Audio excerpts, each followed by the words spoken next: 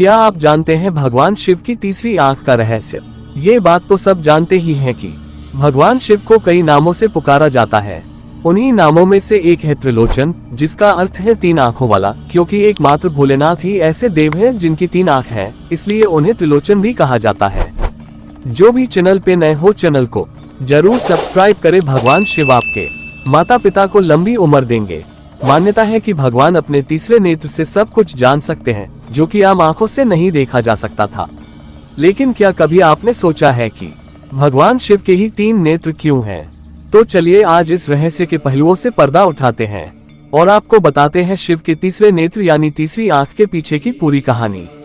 वैसे तो ये बात सब जानते ही होंगे कि इस तीसरे नेत्र का इस्तेमाल शिव केवल क्रोध की अवस्था में ही करते हैं। ऐसा भी माना जाता है कि भगवान शिव ही तीनों लोकों पर नजर रखते हैं। इन्हें सृष्टि में प्रलय का कारक भी कहा जाता है। शिव के तीन नेत्र इस बात का प्रतीक हैं कि यह इस संसार में व्याप्त तीनों गुण रज, तम और सत्व के जनक हैं। इनकी ही प्रेरणा से रज, तम और सत्व गुण विकसित होते हैं।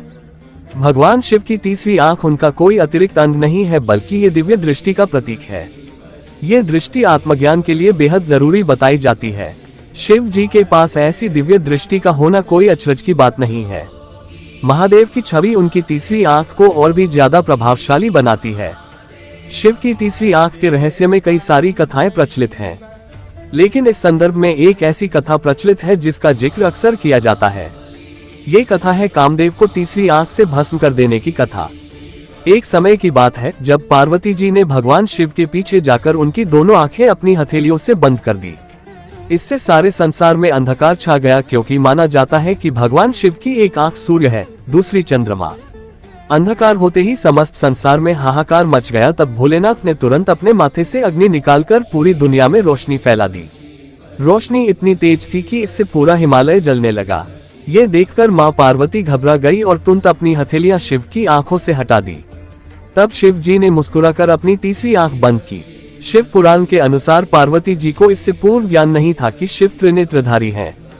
कामदेव ने पापवृत्ति द्वारा भगवान शिव को लुभाने और प्रभावित करने किया, जिसके बाद शिव ने अपना ध्यान टूटता देखकर क्रोधित होकर शिव ने अपनी तीसरी आंख खोली और उससे निकली दिव्य अग्नि से कामदेव को जलाकर भस्म कर दिया। सच्चाई यह है कि यह कथा प्रतीकात्मक है, जो ये दर्शाती है कि कामदेव हर मनुष्य के भीतर वास करता है, पर यदि मनुष्य का विवेक और प्रज्ञा जागृत हो तो वह अपने भीतर उठ रहे अवांछित काम के उत्तेजना को रोक सकता है और उसे नष्ट कर सकता है।